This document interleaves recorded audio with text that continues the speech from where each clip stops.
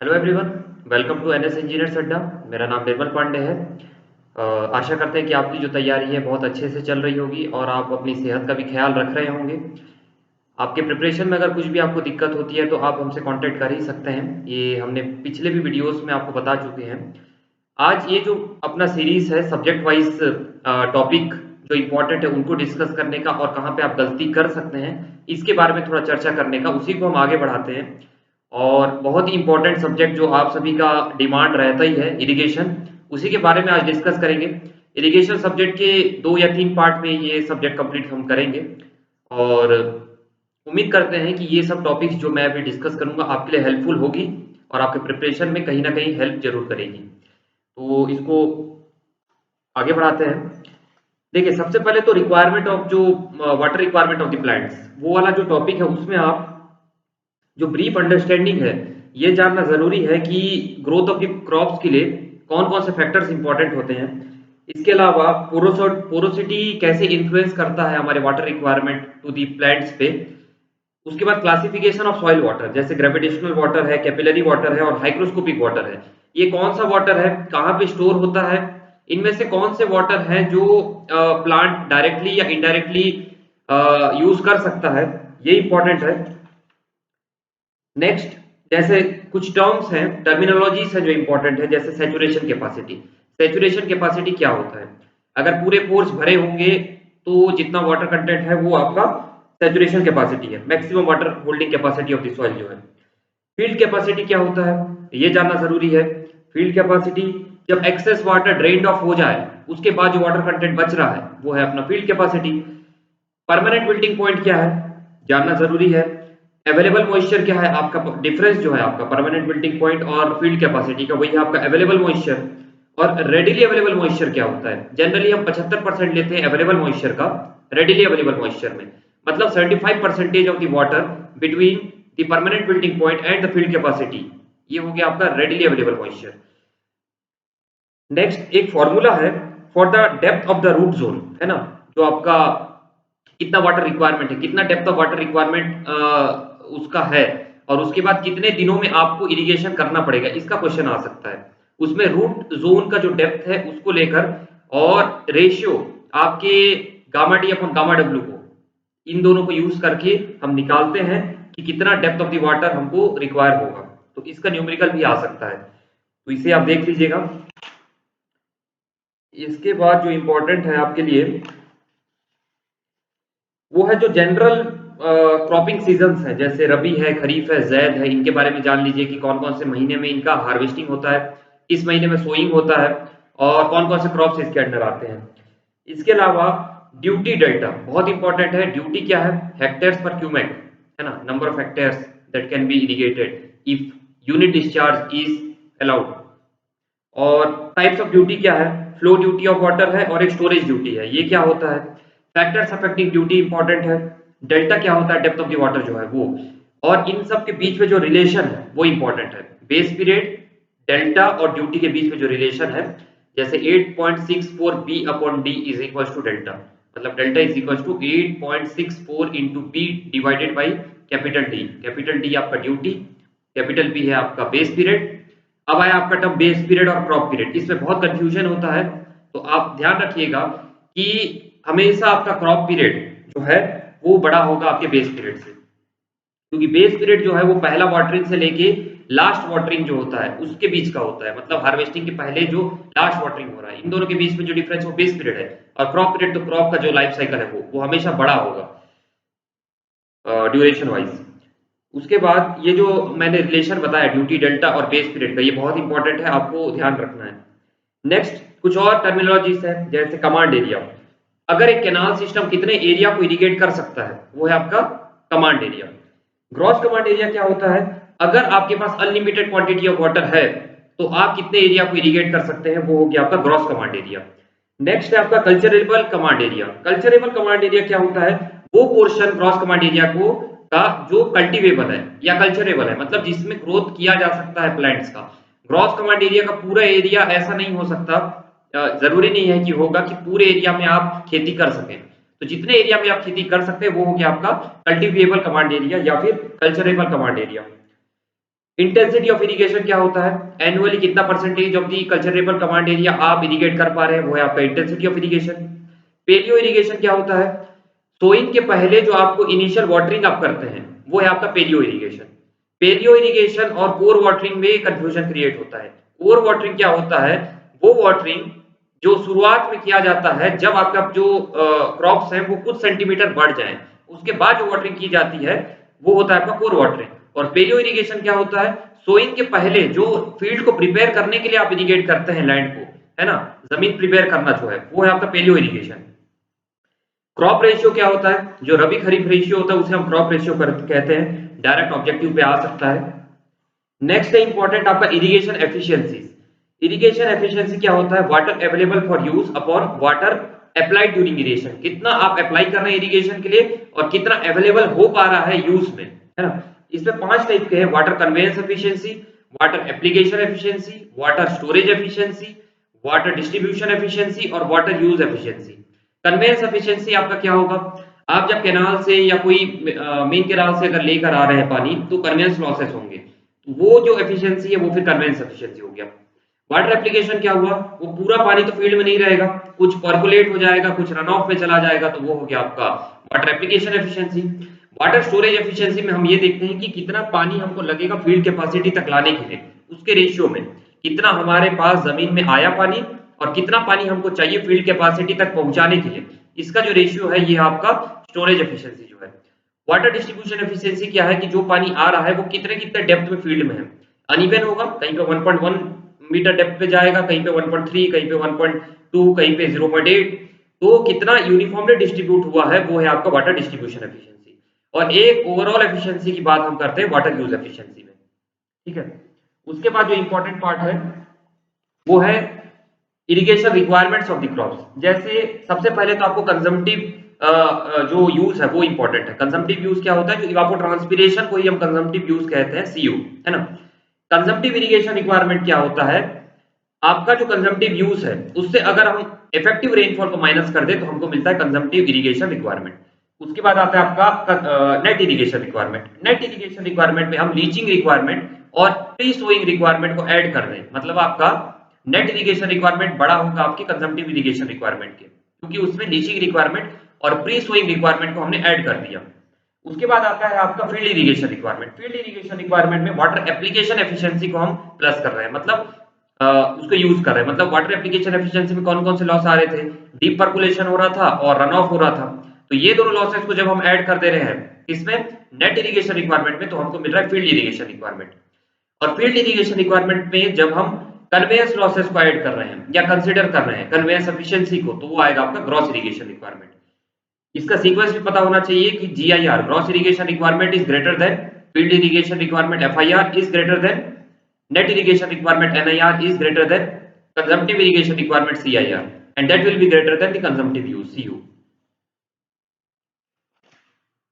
इसमें आप इतना देख सकते हैं, एक्चुअली क्या है, इरिगेशन का पार्ट बहुत बड़ा दिया हुआ है और हाइड्रोलॉजी से थोड़ा कनेक्टेड है ना, और बहुत सारा पार्ट आपका जो वर्क रिलेटेड है उससे भी मेल खाता है, तो उसको भी ध्यान में रखना है। नेक्स्ट पार्ट है आपका रिजर्वायर का। रिजर्वायर में ये आपको देखना है कि रिजर्वायर होता क्या है, उसका डेफिनेशन अच्छे से आप देख लीजिए।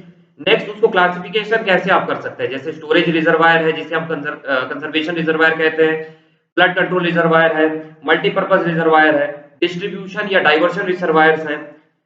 तो ये सब के डिटेल आप देखेंगे, उसका यूज क्या है, थोड़ा बहुत फंक्शन देख लिए, बस इतना, ज्यादा पे नहीं जाना है क्योंकि बहुत टॉपिक्स हैं।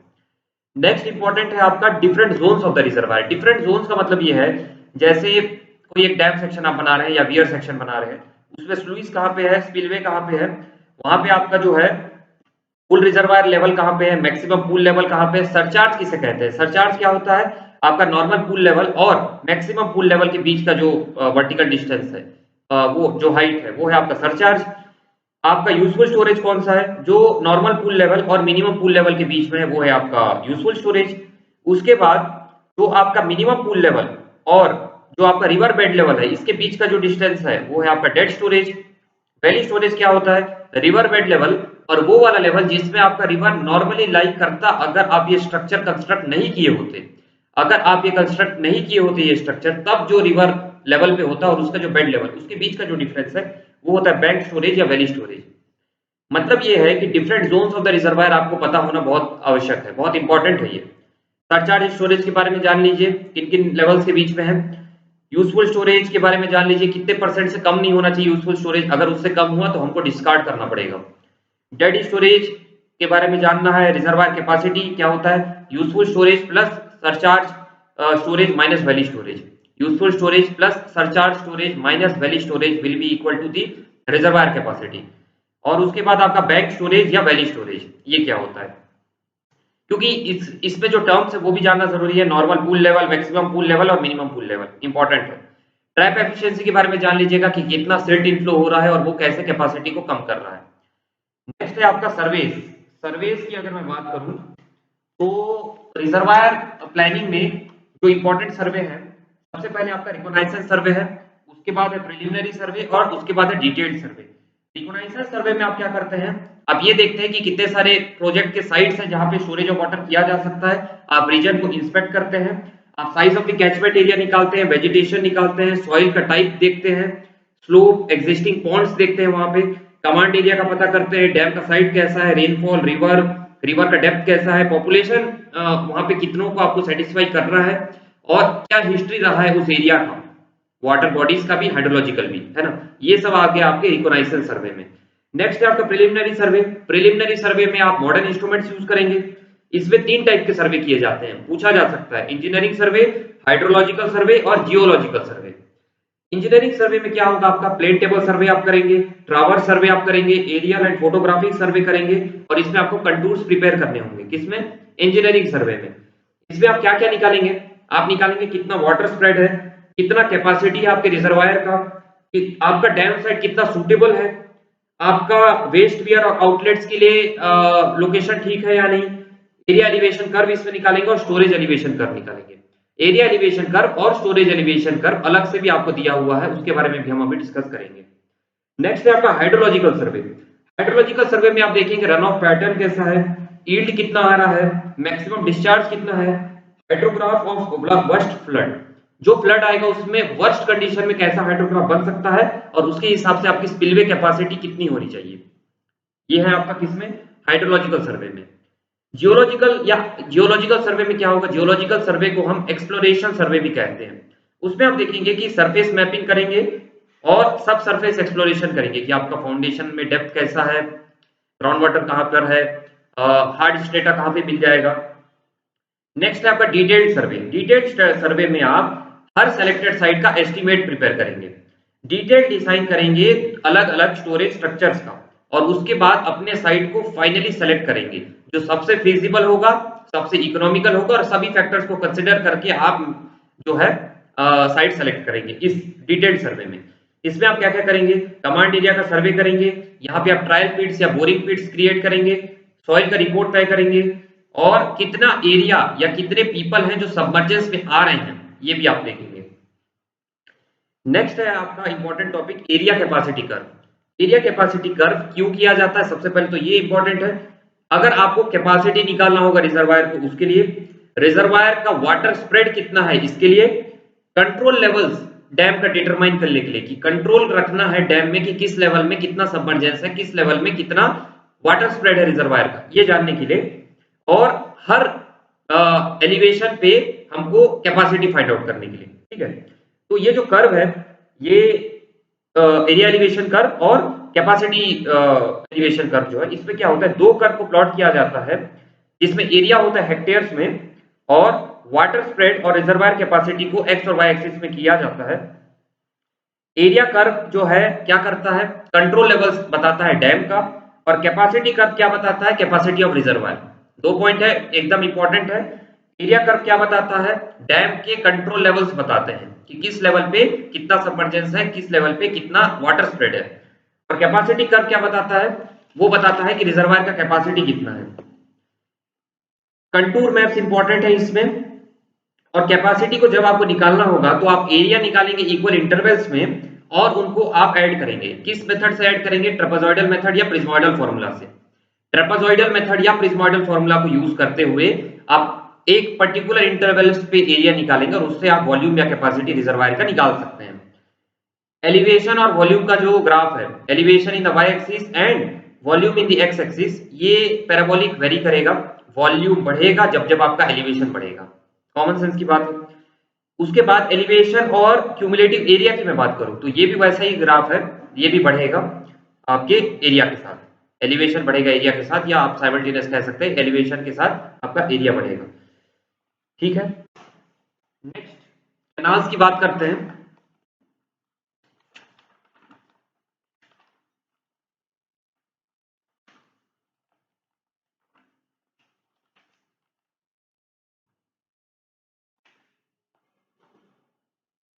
एक सेकंड, कैनाल, सबसे पहले तो कैनाल होता क्या है, ये इंपॉर्टेंट पार्ट हो गया आपका। कैनाल कौन से सेक्शन में जनरली देखा जाता है, ट्रेपेजॉइडल सेक्शन में। कैनाल और चैनल को एक ही सिनोनिमस टर्म है। और उसके बाद इसके क्लासिफिकेशन कैसे है, सबसे पहले तो सोर्स ऑफ सप्लाई पे, जैसे परमानेंट कैनाल है कि इन्यूंडेशन कैनाल या फिर फ्लड कैनाल्स है। फंक्शन पे कि फीडर कैनाल है कि कैरियर कैनाल है। डिस्चार्ज पे जैसे main canal, branch canal, major distributary, minor distributary और वाटर कोर्स या आपका फील्ड चैनल। उसके बाद कैनाल की अलाइनमेंट पे कि रिच कैनाल है, साइड स्लोप कैनाल है कि कंटूर कैनाल है। और सॉइल पे कि कौन से मतलब स्ट्रेटा पे बना हुआ है, या एलुवियल सॉइल पे बना हुआ है या नॉन एलुवियल सॉइल पे बना हुआ है, उस पे बेस्ड होगा कि एलुवियल कैनाल है कि नॉन एलुवियल कैनाल्स है। नेक्स्ट, बेस्ड ऑन लाइनिंग कि आपका लाइन्ड कैनाल्स है या अनलाइन्ड कैनाल्स है इस पे। नेक्स्ट, जो हमने जो बताया आपको टाइप्स ऑफ कैनाल, उसमें जो इंपॉर्टेंट एक है वो है आपका कैनाल अलाइनमेंट पे। जैसे रिच कैनाल, रिच कैनाल को हम वाटरशेड कैनाल भी कहते हैं। ये जो है नेचुरल रिज लाइन पे बेस्ड होता है। ज्यादा एरिया को आप कवर कर सकते हैं, ज्यादा एरिया में आप इरिगेशन कर सकते हैं। क्रॉस ड्रेनेज वर्क्स इसमें हमको नहीं लगाने होते हैं और ये इकोनॉमिकल होता है क्योंकि ये दोनों साइड को इरिगेट कर सकता है। कंटूर कैनाल क्या होता है, ये कंटूर के अलॉन्ग होता है, तो उसके उसी से आप समझ गए कि सिर्फ एक साइड इरिगेट कर सकता है।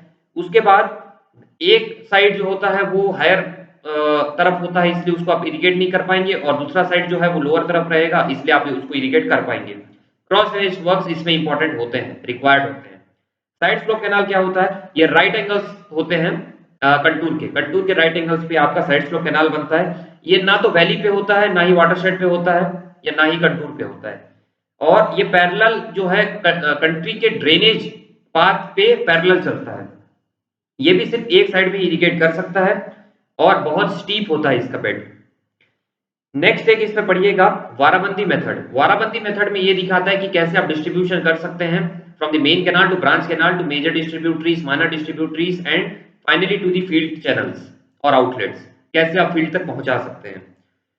नेक्स्ट, प्राइमरी और secondary distribution system. Primary distribution system में आपका मेन कैनाल और ब्रांच कैनाल आता है, ठीक है, और आपका सेकेंडरी डिस्ट्रीब्यूशन सिस्टम में मेजर या माइनर डिस्ट्रीब्यूटरीज आते हैं। मेन कैनाल का आप थोड़ा सा देख लीजिएगा कि क्या होता है, कहां से वो रिवर या रिजर्वायर से डायरेक्ट निकलता है। डायरेक्ट तो फील्ड में ये पहुंचेगा नहीं, है ना। उसके बाद है आपका ब्रांच कैनाल, जो ओवर 5 क्यूमेक्स होता है, जिसमें डिस्चार्ज 5 क्यूमेक्स से ज्यादा होगा, वो है आपका ब्रांच कैनाल। इसका भी डेफिनेशन देखिए। मेजर डिस्ट्रीब्यूटरी क्या होता है, इसका जो रेंज होता है, जो डिस्चार्ज इसमें फ्लो करता है, वो होता है 0.25 से 5 क्यूमेक्स। माइनर डिस्ट्रीब्यूटर क्या होता है, इसमें जो डिस्चार्ज फ्लो कर रहा है 0.25 क्यूमेक्स से कम होता है। ये डेटा पूछा जा सकता है, ना सिर्फ आपके इरिगेशन में बल्कि आपका वर्क रिलेटेड वाला जो पार्ट है उसमें भी। उसके बाद लास्ट है आपका वाटर कोर्सेस या फील्ड चैनल, जिससे आप डायरेक्टली फील्ड में अपना पानी पहुंचा सकते हैं।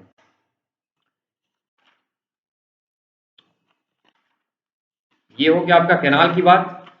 कैनाल में और जो इंपॉर्टेंट है मैं आपको थोड़ा बता देता हूं।